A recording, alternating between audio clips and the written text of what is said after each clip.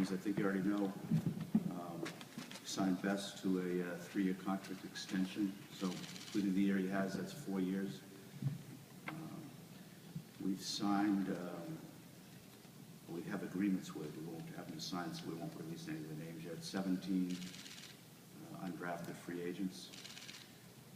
We'll get you those names as soon as we get the contracts back. Until we do that, we don't want to put them out. It probably won't be till tomorrow morning. We're still working. We probably have like 2 more spots to fill.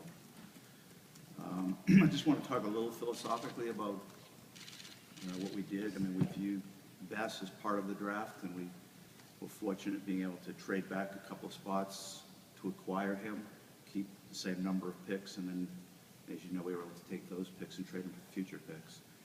So the philosophy really is to treat everything we have, whether it's a draft pick, an undrafted free agent, cap space, whatever it is, as an asset. Try to maximize the value we can get for it.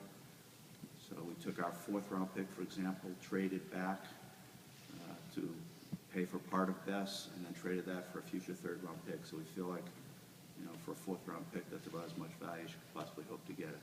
Good player, still young enough to contribute for a while. Very high character. All the things that we keep talking about we're looking for. And then we were able to trade the pick and have the asset of a 3rd round pick next year. So that's how we're thinking of those things. What's the best value we can get out of each of those assets, with having in mind the idea of building a really good team over 2 to 3 years, as opposed to just worrying about filling every single need that we could identify for this moment. So that's just kind of an overview behind the moves that you saw us make today. So, Judge, you had anything to say or questions, but that's the overview. Questions? Joe, were you pretty much able to stick with your plan? I'm sure you went in with an idea of how you wanted this to unfold. You know, I don't know that we were open to the idea of trading for future picks if we could get the right value, but we also went in, frankly, I think if you asked us this morning, we thought we were going to use those picks.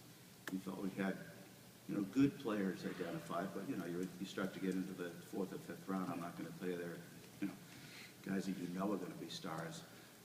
But, as we were able to go through and finalize the best trade, so we were a little further in the 4th round as we got an offer that we thought, was really good value for the pick as we looked at who was available. I think we had open-mindedness about that possibility and then made the decision to use it that way. When we talked to you at the Combine, you really emphasized defense as an area you wanted to improve. And so it looked like you did that in free agency with your top picks and your first 4 picks here. Was that the plan all along? Well, yeah, to a degree. We were trying to focus on making sure we got players we thought made us better. But I think the difference is on offense, we think we have a lot of young guys we're not quite sure what they're going to be over time. So we were inclined to give them some time and see how they develop, and then we'll be able to identify where we're at. On defense, we felt it was clearer to identify what talent was out there, what talent we had, match it up with the philosophy we've been talking about, make some moves that could make the team better. So it was a little bit of both. Joe, you traded for the Steelers, first trade with the Steelers in 45 years between the Browns and the Steelers. Who initiated that trade, and why did you hand deliver them a safety that they wanted?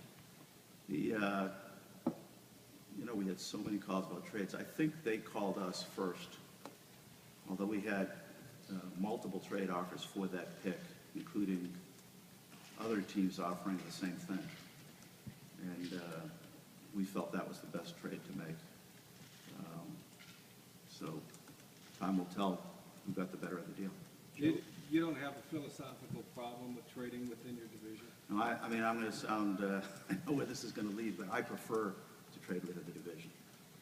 I'm not going to make a trade that, you don't make a trade that you don't think you're winning.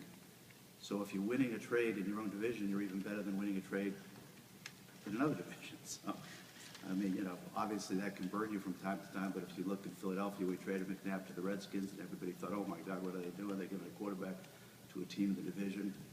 We felt we strengthened the Eagles, and, in time we didn't really do anything that helped the competitors. So, we try to make the best deal. It didn't really matter who it was, but we're also not afraid at all of making a trade within the division if we think it benefits us. Joe, would you have made that trade even if the Giants didn't leapfrog you guys? Yes. Pitt and acid? Yeah, that trade had nothing to do with it, anything other than our own board and our own value. Joe, just to clarify one thing on these, you said you had other offers, similar offers, in other words, like third round offers? Well, just, I don't want to get that specific, but other offers that involved future picks. Okay, but not necessarily third Yeah, round. I don't want to say yes or no to that, but there were other opportunities.